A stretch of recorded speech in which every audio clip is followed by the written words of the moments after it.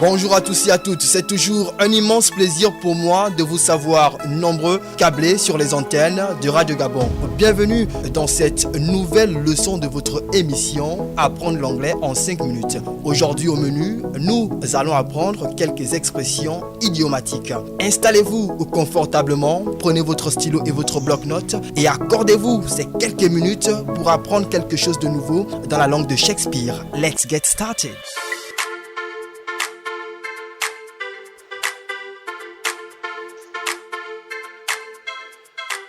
Les expressions idiomatiques sont des expressions figées d'une langue. Inutile de vouloir les traduire mot à mot. Il faut obligatoirement les connaître par cœur. Il existe plusieurs expressions idiomatiques et aujourd'hui, nous allons voir quelques-unes. En anglais, pour dire expression idiomatique, on dira simplement idioms.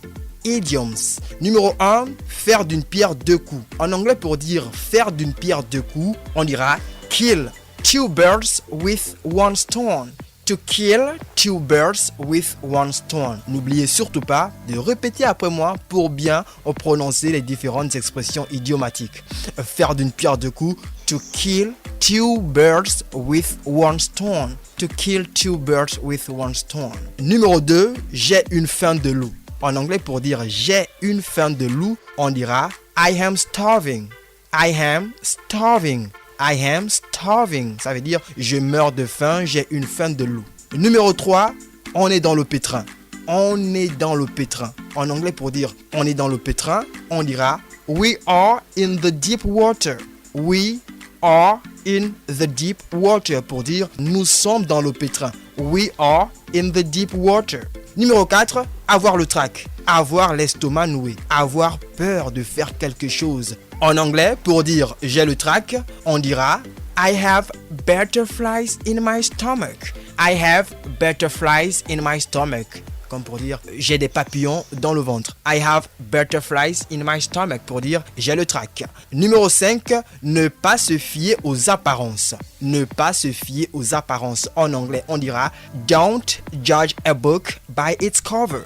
Don't judge a book by its cover. Numéro 6, quand les poules auront les dents. En anglais, pour dire quand les poules auront les dents, on dira simplement when pigs can fly. When pigs can fly. When pigs can fly. Si on traduit mot à mot, cela signifiera quand les cochons pourront voler. Ça paraît un peu insensé, mais voilà, c'est ça, c'est l'anglais. Voilà, donc pour dire quand les poules auront les dents, on dira when pigs can fly. When pigs can fly. Numéro 7.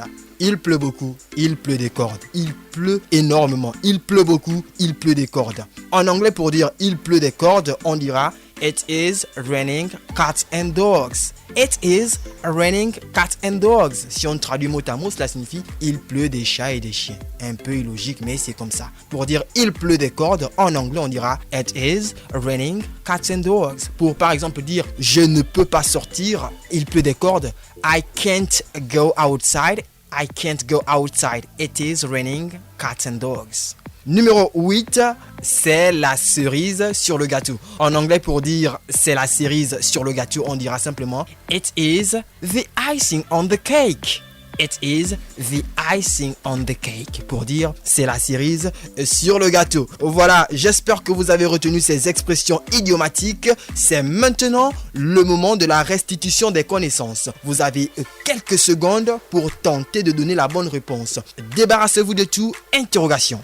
Que veut dire when pigs can fly? When pigs can fly. En anglais, when pigs can fly signifie quand les poules auront les dents. Quand les poules auront les dents. When pigs can fly.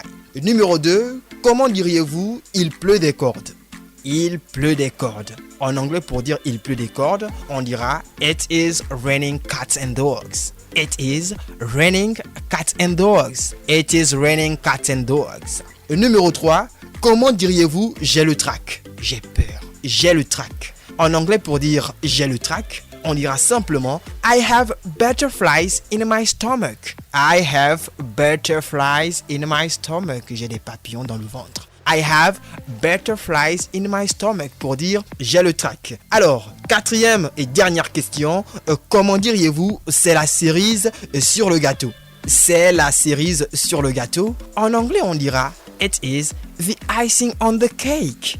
It is the icing on the cake. Voilà, très chers auditeurs, merci d'avoir participé à cette petite interrogation. Toutes mes félicitations à ceux qui ont trouvé les réponses correctes. Et quant à ceux qui n'ont pas trouvé, ne vous inquiétez pas. La prochaine fois, vous ferez mieux. Je m'appelle Aimak Mokoko, Wilfried Nzo au montage et à la réalisation. Bonne suite de programmes à vous sur Radio Gabon. Thank you so much for listening and see you next time. Bye bye.